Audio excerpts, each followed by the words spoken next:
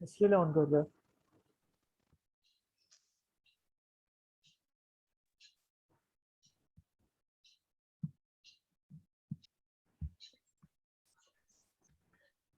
ठीक है, तो अभी हम लोग स्टार्ट कर रहे हैं विथ चैप्टर 2 रिविजन पार्ट 2। ठीक है, तो लास्ट क्लास हम लोग इसमें क्या क्या कवर किया था, हम लोग पहले बोला था। हाँ दिव्यांशी सुन रहे? म्यूट है, म्यूट है। तो हम लोग ये चैप्टर को कितने पार्ट में डिवाइड किया था? 3। पहला कौन सा? प्रिंसिपल्स और उसका प्रिंसिपल्स ऑफ मैनेजमेंट, उसका फीचर्स। सेकंड उसका फीचर्स, नेचर क्या क्या है। और फिर हम लोग वो किया था साइंटिफिक प्रिंसिपल्स। और हम लोग का वो बाकी था टेक्निक्स। हम लोग स्टार्ट करेगा आज हम लोग साइंटिफिक प्रिंसिपल्स का। तो मतलब हम लोग पहले बताते हैं, ये चैप्टर को हम 3 पार्ट्स में डिवाइड किया था। तो पहला पार्ट था कि हम लोग का प्रिंसिपल ऑफ मैनेजमेंट क्या है, the meaning of principle of management. फिर इसका नेचर था कि इसका मतलब फीचर्स क्या है। फिर उसके बाद में सिग्निफिकेंस पढ़ा था, मतलब इम्पोर्टेंस क्या है। ठीक है, ये हम लोग अच्छे से कवर कर लिया था।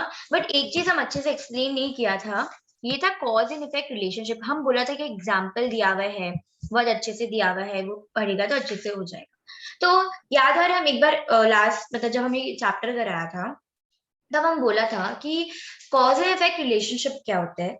कि एक जगह मतलब कॉज एंड इफेक्ट मतलब अगर हम ये चीज करेगा ना तो इसका ये इफेक्ट है। मतलब तुम कुछ एक्शन लेगा तो उसका रिएक्शन भी है। तो मैनेजमेंट में क्या होता है कि जैसे कुछ कुछ चीज बनाया हुआ है, जैसे प्रिंसिपल्स बनाया हुआ है, तो प्रिंसिपल जैसे हम बोला principle of stability of personal. ठीक है, तो वो क्या उपाय है, इसमें क्या बोलता है कि हम लोग वर्कर्स को टर्नओवर को कैसे रोके। वो सोल्यूशन एक ऐसे बताया कि हम लोग कैसे रोके, पर एग्जैक्ट सोल्यूशन बताते हैं क्या कि एग्जैक्टली आप यही करेगा तो रिजल्ट भी यही आएगा। बिकॉज सेम रिजल्ट नहीं आ सकता है, बिकॉज ह्यूमन के बिहेवियर पे डिपेंड करता है कि नहीं।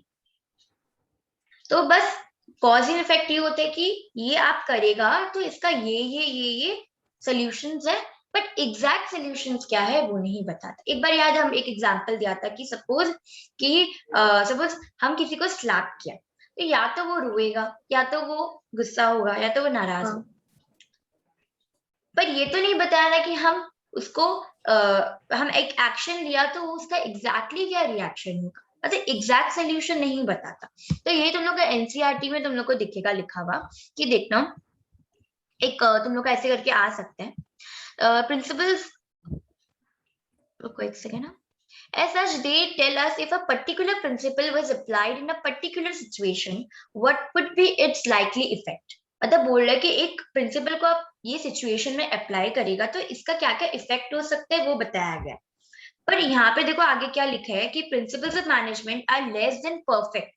ये वर्ड सुना, लेस देन परफेक्ट, अंडरलाइन कर लो प्लीज, हाईलाइट कर लो ये वर्ड को, कहीं तुम लोग एग्जाम में कंफ्यूज ना हो जाए। Less than perfect since they mainly apply to human behaviour. तो कहने का मतलब है कि लेस परफेक्ट मतलब एग्जैक्टली क्या होगा, क्या इफेक्ट आएगा वो नहीं बताता।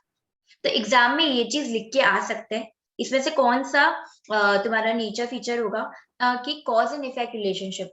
याद रखना कि अगर आया लिखा हुआ कि less than perfect since they mainly apply to human behaviour, कि क्या है कॉज एंड इफेक्ट रिलेशनशिप के बारे में बात करें। बात समझ में आया कि नहीं आया? हाँ। दिव्यांश इतना कंफ्यूज्ड क्यों लग रहा है? जस्ट ट्यूशन से आया, थक गया हूँ। थक गया, ओके कोई बात नहीं, अभी सब फैटिक दूर हो जाएगा। दिव्यांशी को सब्जेक्ट में इंटरेस्ट आएगा, दिव्यांशी सब भूल जाएगा ना दिव्यांशी। ठीक है, तो ये हम समझाना चाह रहा था कॉज एंड इफेक्ट का इंपॉर्टेंट, बिकॉज हम देखा था तुमको बोला था एक एग्जांपल है। तो ये लेस देन परफेक्ट आया और यहाँ पे इसलिए लिखा हुआ है कि accurate cause and effect relationship may be difficult to establish. बात समझ आया? क्यों डिफिकल्ट है? बिकॉज क्यों डिफिकल्ट क्यों है, प्रिंसिपल ऑफ मैनेजमेंट डिफिकल्ट क्यों है कि हम एग्जैक्टली नहीं बता पा रहे कि ये कॉज का ये इफेक्ट होगा, क्या रीजन क्या है? क्योंकि वो डायनामिक है प्रिंसिपल, ह्यूमन का बिहेवियर पे डिपेंड करता है या नहीं? हाँ।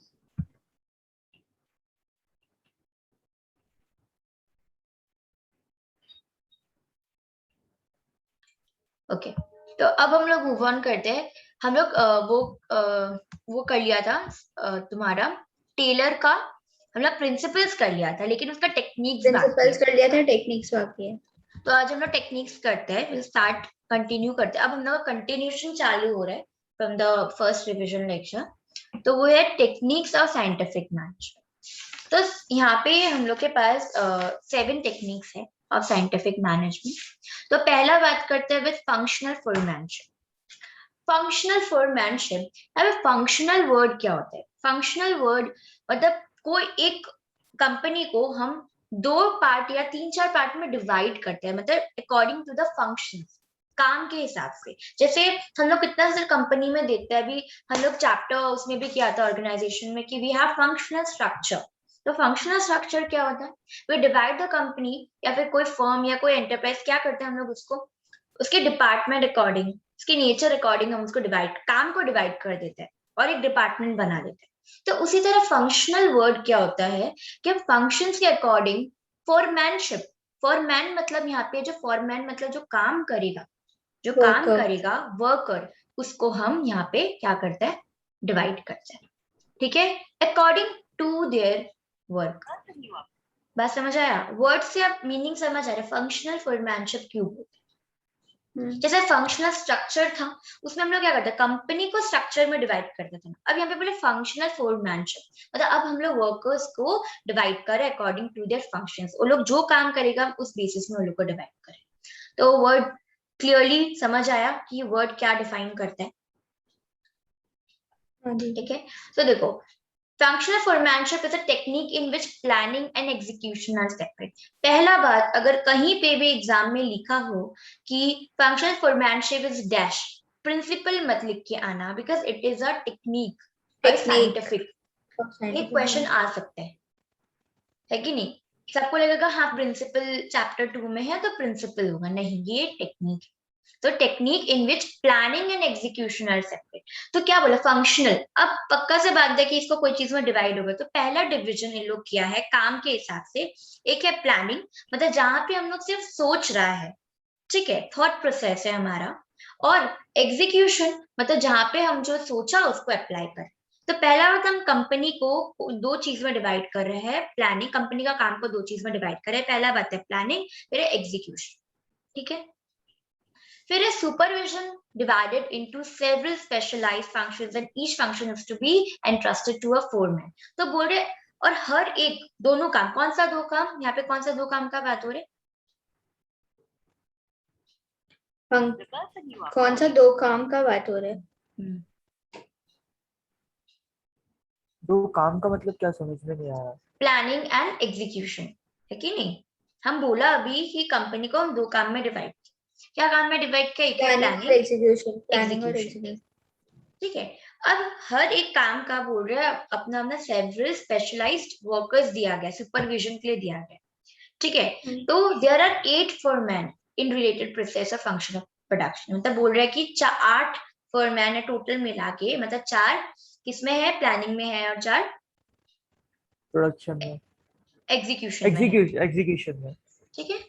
तो for each under planning and execution who keep a watch on all workers performance। तो बोल रहे हैं कि ये जो 4 मतलब 8 इंस्ट्रक्टर्स है, ये लोग मिलके हर एक वर्कर्स को गाइड करते हैं। समझ में आया? तो कहने का मतलब क्या है कि एक वर्कमैन 8 लोग से ऑर्डर्स ले रहे हैं। ये कौन सा प्रिंसिपल ऑफ फ्योल है उसको वायोलेट कर रहे हैं, मतलब उसके टोटली ऑपोजिट है। उसमें कुछ और था, इसमें कुछ और है।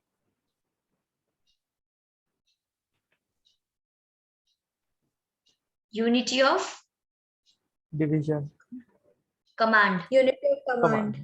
यूनिटी ऑफ डिवीजन तो कभी नहीं था कोई प्रिंसिपल। हम यूनिटी ऑफ बोल रहे डायरेक्शन था, एक बात बोल रहे हैं, अगर इतना रिविजन्स के बाद, इतना क्लासेस के हम बाद, बोल रहा था, हम म्यूट पे था। तुम नहीं, हम तुषार को बोल रहे हैं, तुषार इतना रिविजन्स के बाद, इतना क्लासेस के बाद तुम बोल रहे कि डिवीजन, क्या बोला तुम? ओ गलती, कंफ्यूज हो गया। गलती नहीं नहीं नहीं, ये इतना बड़ा गलती अभी एकदम नहीं एक्सेप्टेबल है। हाँ, क्लास कर रहे। यूनिटी ऑफ ठीक है। कमांड, हाँ हाँ हाँ। तो यूनिटी ऑफ कमांड वहां पे क्या बोलता था, क्या बोलता था वहां पे? यूनिटी ऑफ डायरेक्शन, एक यूनिटी ऑफ कमांड होता है और एक यूनिटी ऑफ डायरेक्शन। हाँ, तो ये कौन सा प्रिंसिपल का ऑपोजिट है? Unity of command. क्योंकि यूनिटी ऑफ कमांड में क्या बोलते हैं कि कि एक, बस एक ही सुपीरियर से ऑर्डर लो। हाँ, और यहाँ पे क्या बोल रहे हैं कि वन बॉस। हाँ, 1 एम्प्लॉय 1 बॉस। तो यहाँ पे लेकिन क्या बोल रहे हैं, एक वर्कमैन को 8 लोग से 8 अलग अलग लेना पड़ता है। तो देखो पर्टिकुलरली ऐसे क्वेश्चंस आ सकते हैं कि इंस्ट्रक्शन कार्टलर का क्या रोल है, रूट क्लर्क का क्या रोल है, बिकॉज एमसीक्यू है। ठीक है, तो अभी हम लोग हर एक इंस्ट्रक्टर के बारे में जानेगा कि कौन क्या रोल प्ले करता है। तो पहले हम लोग इसको 2 पार्ट में डिवाइड करेंगे, प्लानिंग इंचार्ज और दूसरा है प्रोडक्शन इंचार्ज। तो प्लानिंग इंचार्ज क्या है? प्लानिंग इंचार्ज में 4 है। अभी हम लोग साइंटिफिक मैनेजमेंट, ये रहा, card clerk, route desk, time man, cost clerk और ये क्या discipline, discipline lock, gate lock करो ना।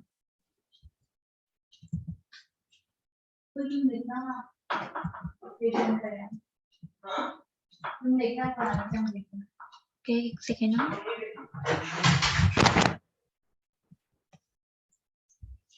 इसमें इतना अच्छे से नहीं है दिया हुआ। इसमें दिया हुआ ही नहीं है। नहीं, इसमें है बट बहुत पैराग्राफ फॉर्मेट में है। तो एक बार हम इससे पढ़ा लेते हैं। इसमें था,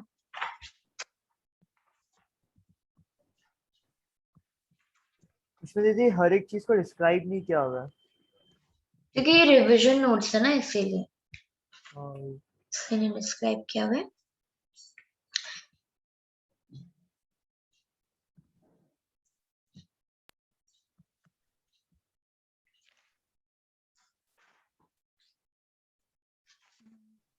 ये रहा।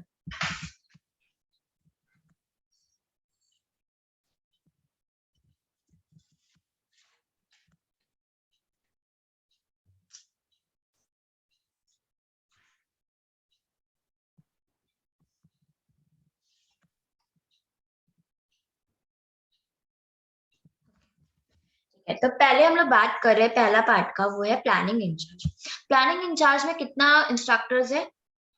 4। तो पहला है रूट क्लर्क। रूट क्लर्क क्या होता है, जैसे हम लोग कोई काम करता है तो हम लोग नहीं बनाते कि हम लोग को किस डायरेक्शन में जाना चाहिए, कैसा, पहले मेरा कौन सा काम आएगा। जैसे हर एक चीज का प्रोसेस होता है ना, कि पहले हम लोग ये करेगा उसके बाद ये करेगा, तो उसी तरह यहाँ पे है रूट क्लर्क। रूट क्लर्क क्या करता है, काइंड ऑफ एक सीक्वेंस बनाते हैं कि मेरा प्रोडक्शन जो होगा वो किस वे में होगा। ठीक है, कैसा सीक्वेंस में होगा, कि पहले हम लोग जो भी रॉ मटेरियल्स है उसको हम पहले क्या करेगा, पहले मशीन में डालेगा, फिर मशीन से प्रोसेस होगा, फिर वो बन के आएगा, फिर पैकेजिंग होगा। तो सीक्वेंस है ना, तो उसी तरह वो सीक्वेंस को देखेगा। वो देखने वाला कौन है, रूट क्लर्क। ठीक है, रूट से समझ आ रहे, सीक्वेंस, हाँ दीदी। Route of the production. ठीक है, फिर instruction card clerk. Instruction card clerk क्या होता है, वो वर्कर्स को इंस्ट्रक्ट करता है कि आपका ये काम है, आपका ये काम है, आपका ये काम है। मतलब इंस्ट्रक्ट किया जाता है कि एक होता है ना इंस्ट्रक्ट करने वाला, कि आप ये सही नहीं कर रहे, आप ठीक करो, काइंड ऑफ इंस्ट्रक्शंस देता है कि आपको ये करना है वो करना है, उसका बोलते हैं इंस्ट्रक्शन कार्ड क्लर्क। एक बार सुने, ये प्लानिंग इंचार्ज में है। प्लानिंग इंचार्ज, अभी हम लोग सिर्फ प्लान कर रहे हैं। तो प्लानिंग में पहला बात ऑब्वियस बात है, रूट क्लर्क प्लान करेगा ना। पहले तो क्या करेगा, वो प्रोडक्शन का सीक्वेंस कैसे होगा, या फिर पहले प्रोडक्शन में घुसा दे उसके बाद हम बोलेगा अब हम प्लान करेगा, वो तो नहीं है। ये सब किस में आता है, प्लानिंग में आता है। तो ऐसा क्वेश्चन भी पूछ सकते कि रूट क्लर्क है वो कौन सा इंचार्ज है, प्लानिंग की प्रोडक्शन? तो प्लानिंग होगा। पढ़ के समझो, रूट क्या है, रूट क्लर्क ऑब्वियस मतलब प्रोडक्शन का सीक्वेंस बता रहे। तो प्रोड्यूस अभी तक हुआ नहीं, होने से पहले का काम है, मतलब प्लानिंग का काम। इंस्ट्रक्शन कार्ड क्लर्क, वो वर्कर्स का हम लोग इंस्ट्रक्शंस लिखते हैं कि वो ये काम किसका है क्या नहीं है, तो ये हो गया इंस्ट्रक्शन कार्ड क्लर्क। ठीक है, तो ये प्रोडक्शन होने से पहले का है। फिर टाइम एंड कॉस्ट क्लर्क, वो टाइम प्रिपेयर करते हैं कि ये काम को करने के लिए कितना टाइम लगेगा, ये काम को करने के लिए कितना पैसा लगेगा। ऑब्वियस सा बात है, ये पहले किया जाता है, प्लान कर रहे हैं। सपोज अभी हम लोग को कुछ होटल खोलना है, ठीक है, हम लोग को होटल खोलना है, तो पहला बात हम लोग को क्या होगा, पहले कोई रूट तो हम लोग देखेगा ना कि हम लोग को कैसे सीक्वेंस में जाना है। पहले हमको क्या करना है, पहले हमको अपना रजिस्टर कराना पड़ेगा, ठीक है, वो सब कराना पड़ेगा। फिर इंस्ट्रक्शंस लिखा जाएगा कि मेरा कंपनी में क्या इंस्ट्रक्शंस होगा, फॉलो करना पड़ेगा वर्कर्स को, ठीक है। फिर उसके बाद हम देखेगा कि मेरे को ये चीज करने में, मेरे को खाना बनाने में कितना टाइम लगेगा, एक पर्सन से कौन ऑर्डर लेगा, क्या लेगा, कितना बजे लेगा, उस हिसाब से देखा जाएगा। वो गया टाइम एंड कॉस्ट। बात समझ आया। फिर शॉप डिसिप्लिनेरियन, ये क्या होता है, डिसिप्लिन मेंटेन करने के लिए रखा जाता है, ठीक है। डिसिप्लिन इन द सेंस की जो रूल्स एंड रेगुलेशंस बनता है ना, रूल्स एंड रेगुलेशंस, देखो रूल्स एंड रेगुलेशंस जिस कंपनी का बनता है उसी के लिए एप्लीकेबल, समझा। लॉ नहीं है, लॉ होता तो सारा कंपनी या फर्म को एप्लीकेबल है। क्या बना रहे कंपनी, अपने लिए खुद के लिए लॉ नहीं बना सकते, क्या बना सकते, रूल्स और रेगुलेशंस बना सकते। तो हर एक कंपनी का अपना अपना रूल्स और रेगुलेशंस है, ठीक है, बात समझ आया। तो ये चार, कौन चार, root clerk, instruction clerk, time cost और शॉप डिसिप्लिनेरियन, ठीक है। ये हमारा किसमें आता है, प्लानिंग इंचार्ज में, ठीक है। फिर है प्रोडक्शन इंचार्ज, कहने का मतलब है प्रोडक्शन इंचार्ज, अब मेरा सामान बन गया तो उस सब के लिए मेरा कौन इंचार्ज है, तो बस इतना चीज दिमाग में घुसा लो, प्रोडक्शन के लिए मेरा जितना भी है सब बॉस है, कौन है, बॉस है, और एक इंस्पेक्टर है, ठीक है। और मेरा प्लानिंग के लिए सब क्लर्क है और एक डिसिप्लिनेरियन है, बस इतना याद रखो। बट डिसिप्लिनेरियन फिर से बोलो ना प्लीज, बता दो ना। डिसिप्लिनेरियन मतलब क्या होता है, ये जैसे एक वो मेंटेन, मतलब पूरा डिसिप्लिन मेंटेन करता है। तो ये किससे वर्कर्स पर लोग को डिसिप्लिन मैनेज करता है ना, नहीं, मतलब कि वो मैनेज लोग नहीं सारे। करता, ना ना ना ना, वो लोग तो रूल्स देखते और रेगुलेशंस मतलब बनाते ये हैं। दीदी ये हार्मनी वाला पॉइंट हो गया ना, कि मतलब वो लोग शांति से काम वाम कर रहे हैं, डिसिप्लिन मेंटेन नहीं कर रहे हैं। नहीं नहीं नहीं फालतू नहीं, वो नहीं देख रहा, ये बोल रहा है कि ये रूल्स और रेगुलेशंस को बनाएगा, तभी तो शांति बनाए रहेगा ना। अगर कोई कंपनी अच्छा, में या मतलब वो कोई रूल्स स्कूल भी बना में सकता है। रूल्स एंड रेगुलेशंस बना रहे, वो बना सकता है, मतलब ऐसे डिसिप्लिनेरियन।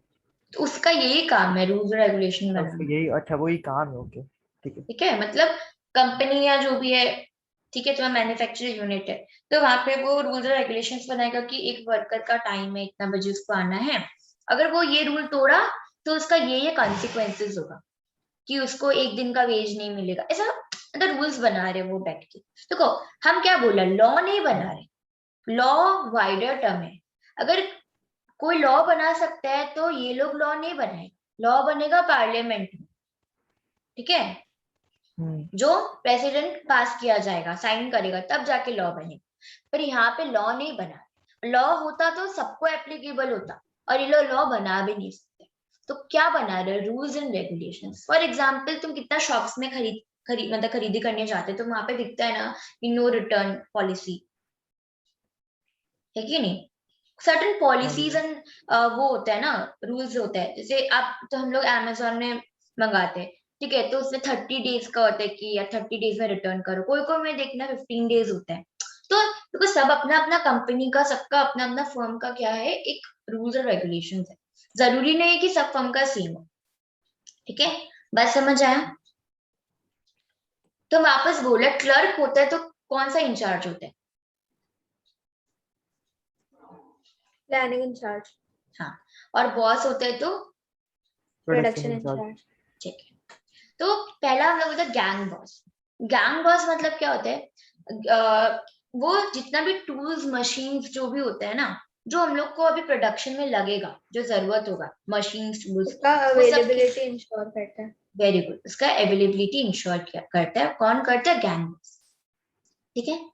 फिर है स्पीड बॉस। स्पीड बॉस क्या करेगा, वो देखेगा कि मेरा ये टाइम कितना जल्दी हो रहा है, क्या एक्यूरेटली हो रहा है या नहीं, है कि नहीं, हाँ समझ दीदी। आया। फिर है रिपेयर बॉस। रिपेयर बॉस क्या है, अगर कोई चीज अच्छे से काम नहीं कर रहा है तो वो उसका रिस्पॉन्सिबिलिटी, जैसे कोई मशीन खराब हो गया, वर्क नहीं करे, तो वो इंश्योर करेगा कि सब मशीन टूल्स वगैरह सब सही है या नहीं, ठीक है। फिर है इंस्पेक्टर। इंस्पेक्टर क्या होता है? कुछ चीज इंस्पेक्शन हम लोग नहीं बोलते इंस्पेक्शन करने आया है, क्या होता है? कुछ चीज चेक करने आया है। तो ऑब्वियस बात है प्रोडक्शन हो गया, क्या करेगा? क्वालिटी चेक करेगा, काम का क्वालिटी चेक करेगा, तुम किस टाइप का क्वालिटी की, मतलब कितना अच्छा तुम काम किया वो देखेगा। तो वो कौन करते हैं? इंस्पेक्टर। ठीक है, समझ आया? हाँ ठीक है, ओके। तो पहला हम लोग टेक्निक क्या किया? Standardisation and simplification of work. फिर सेकंड टेक्निक है मेथड स्टडी। मेथड स्टडी है, it is the one of the best way of doing the job to maximise efficiency. Method मतलब क्या होते हैं? कोई चीज का करने का तरीका। तरीका को हम लोग इंग्लिश में क्या कहते हैं? Way to do something. So इसलिए बोले द बेस्ट वे, कोई एक तरीका जो सबसे बेस्ट है। किस वे में बेस्ट है? कि वो एफिशिएंसी को मैक्सिमाइज कर रहा है और रिसोर्सेज को अच्छे से यूज कर रहा है। मतलब maximise the efficiency and quality और minimise the cost and time, है कि नहीं? वो हो गया मेथड स्टडी। किस वे में बेस्ट होना चाहिए?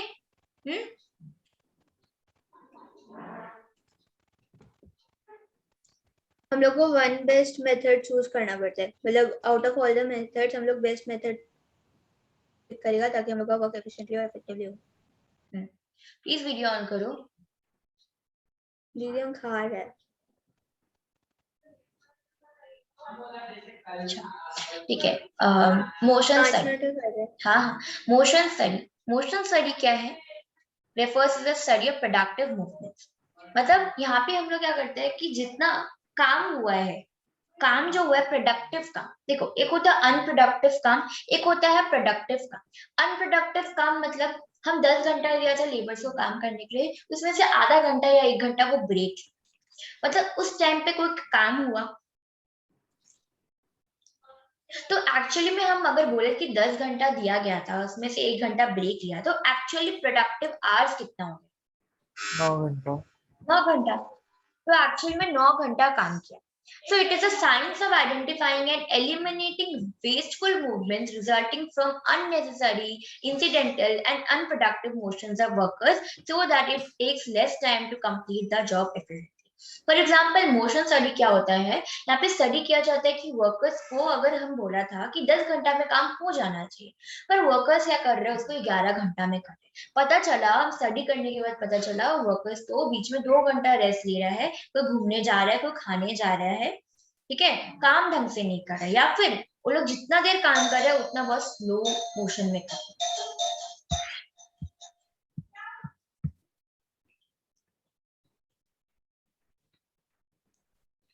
तो मोशन स्टडी क्या हुआ, समझ में आया?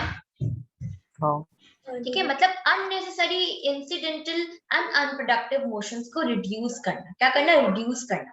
अनप्रोडक्टिव जैसे कुछ हुआ, फॉर एग्जांपल वर्कर्स साइड पे चला गया थोड़ा 1 घंटा के लिए और हम लोग का वेज बढ़ा, टाइम वेस्ट हुआ, उसको क्या हम लोग गिनेगा क्या? नहीं। पर एक्चुअली में देखा जाए टाइम तो उतना कंज्यूम हुआ, मतलब एक्चुअली देखा जाए प्रोडक्टिव आवर्स जो है, अगर हम बोला 10 घंटा वो लोग को दिया था, वो लोग 1 घंटा ब्रेक लिया गया, वो लोग 1 घंटा के लिए मोर्चा पे चला वर्कर्स का। तो अभी 9 घंटा वो लोग अच्छे से काम किया, पर गिना तो ऐसे ओवरऑल तो 10 घंटा ही लेगा ना, कि दिया तो टाइम लोग को 10 घंटा का ही था। हम क्या बोलेगा 10 घंटा में वो लोग कितना बनाया? जितना आप काम बोला था काम बोला था उतना, ना कि हम बोलेगा 9 घंटा में। इससे मेरा क्या हो रहा है कि इससे देखो फॉल्स वे क्रिएट हो। अब मेरे को वर्कर्स को 9 घंटा का सैलरी देना पड़ेगा, वेज देना पड़ेगा, सॉरी वेज देना पड़ेगा, है कि नहीं? इसलिए ये चीज बहुत जरूरी है मोशन स्टडी का, कि कहीं पे जो हम 9 घंटा लग रहा है वो कहीं वेस्टफुल तो नहीं। ठीक है, तो ये हो गया मोशन स्टडी। फिर है टाइम स्टडी। टाइम स्टडी क्या होता है कि मेरे को ये काम करने में कितना टाइम लग रहा है, ये काम को करने में कितना टाइम लग रहा है। फॉर एग्जाम्पल, एक second, standard time. So it determines the standard time taken to perform a well-defined job. The objective of time study is to determine the number of workers to be employed, frame suitable incentive schemes and determine labor cost. अभी हम क्या बोला कि अगर हम बोला कि 9 घंटा ही काम किया, पर हमको सैलरी तो 10 घंटा का देना पड़ेगा ना। हाँ। तो ये क्या है कि अब हमको पता चला कि वो लोग ये काम अच्छे से शिद्दत से ये काम वो लोग 5 घंटा में किया। अब हम उसको 5 घंटा का सैलरी देगा। तो सैलरी के साथ हम सोचा कि ये काम लोग ओवर टाइम किया, कितना बार ओवर टाइम भी कराते हैं ना, ओवर टाइम का भी पैसा हाँ। होता है। तो टाइम स्टडी में क्या होता है कि वो लोग कितना एक्चुअली में काम किया है उसको उस हिसाब से पैसा दो। मोशन स्टडी में क्या बात हो रहा है कि अननेसेसरी, अनप्रोडक्टिव, इंसिडेंटल मोशंस है उसको हटा के हम टाइम को कम करें ताकि मेरा काम एफिशिएंटली हो। मतलब वेस्टफुल मूवमेंट्स को हटाना उसको बोलते हैं मोशन स्टडी। टाइम स्टडी है कि जितना एक्चुअली में लोग प्रॉपरली काम किया है उसके हिसाब से वो लोग को सुटेबल इंसेंटिव स्कीम्स, मतलब वो लोग को जैसे बोनस दिया हम, या फिर हम लोग को कुछ तरह का इंसेंटिव दिया कि बोला कि अगर आप तुम कहीं पे भी कितना वाउचर्स काइंड ऑफ नहीं देते हैं क्या कि तुम जाएगा तो तुमको ऑफ मिलेगा, इस टाइप का चीज। समझ गया। तो मेरा प्रोडक्ट कुछ खरीदेगा, तो मेरा प्रोडक्ट कुछ खरीदेगा तो तुमको क्या देगा, ऑफ। ठीक है, इस टाइप का होता है। तो वो होते हैं टाइम स्टडी। तो लोग का डिटरमाइनेबल लेबर कॉस्ट को डिटरमाइन करते। बात समझ आया? हाँ। फिर है फैटिग स्टडी। फैटिग स्टडी मतलब, फैटिग मतलब क्या होता है, अभी जैसे दिव्यांशी बोला कि दीदी हम आया, हम थक गया ना, अब उसको क्या चाहिए, रेस्ट चाहिए। फैटिग हो गया उसको, मतलब वो बेचारे एकदम थक गया। तो फैटिग स्टडी क्या होता है, हम डिटरमाइन करता है कि कितना देर हम रेस्ट लिया है। देखो ये तीन चीज ऑलमोस्ट सिमिलर लगेगा तुम, बट मीनिंग्स डिफरेंट है।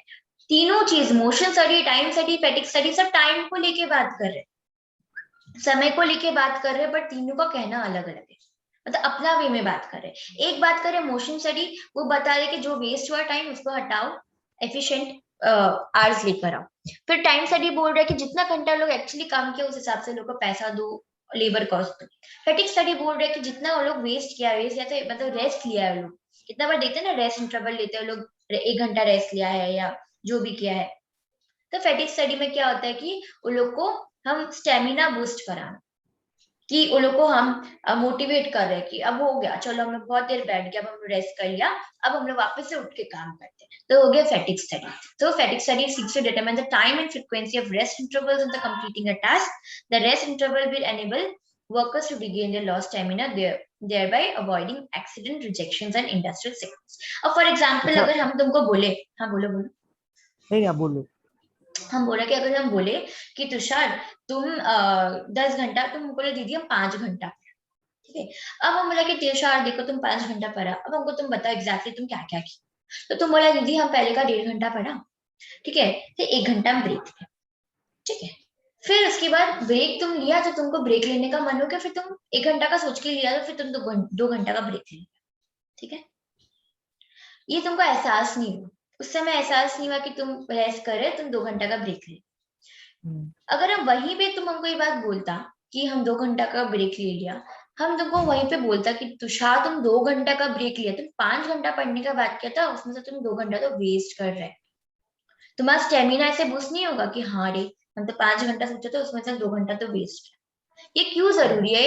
अभी फॉर एग्जाम्पल तुम लोग टेस्ट दिए, अब हम नहीं बताएगा तुम लोग कहाँ गलत कर रहे, तुम लोग वही गलती वापस करेगा।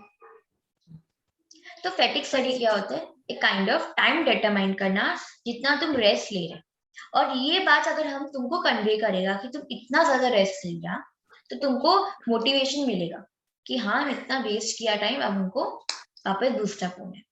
अब बोलो, any doubt?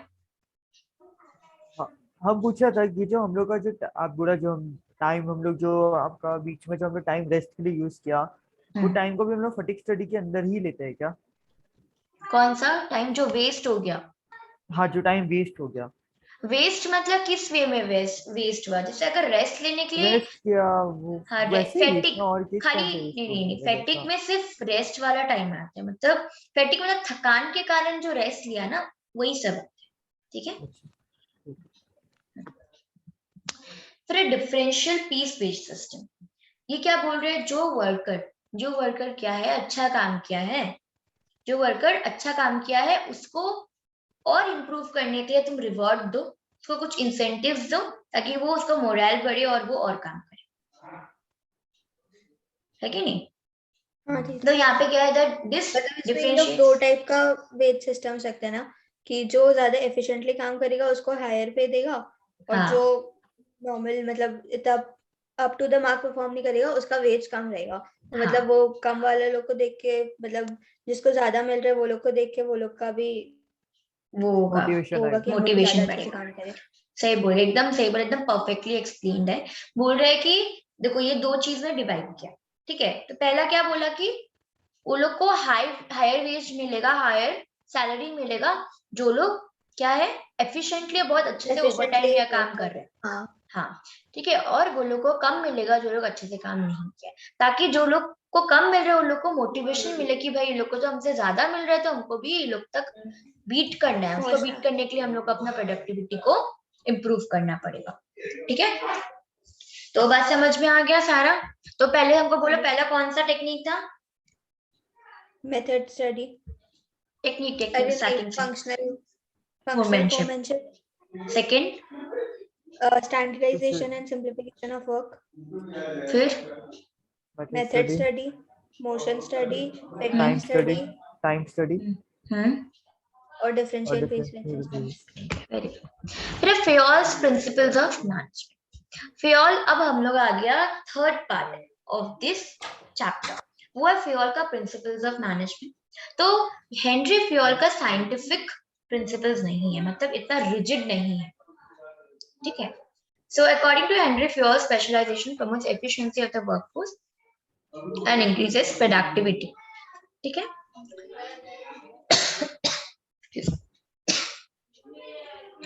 In addition, the specialization of the workforce increases their accuracy and speed. This 14 principles of management is applicable to both technical and managerial activities. मतलब technical यहाँ पे word मतलब जितना मुश्किल से मुश्किल activities है, जितना कॉम्प्लेक्स एक्टिविटीज है या कुछ मैनेजमेंट रिलेटेड एक्टिविटीज है, वह दोनों पे ही एप्लीकेबल है 14 प्रिंसिपल्स ऑफ मैनेजमेंट, ठीक है।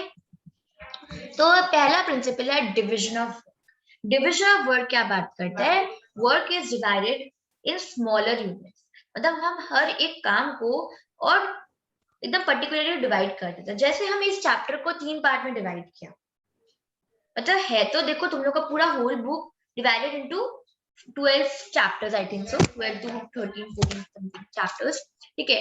तो वो तो ऑलरेडी डिवाइडेड है, पर हम एक चैप्टर को भी I divided into various units. तो ये क्या है? Division of work. क्योंकि एक दिन में हम एक इंसान सारा काम नहीं कर सकते, इसलिए काम को डिवाइड करना बहुत जरूरी है। तो इसलिए बोल रहे हैं कि काम को हम डिवाइड कर रहे हैं, और काम को डिवाइड करके हर एक पर्सन को एक एक काम दिया जा रहा है, ताकि किसी एक इंसान पे वर्कलोड ना रहे और सब काम सबको कोई ना कोई काम मिले।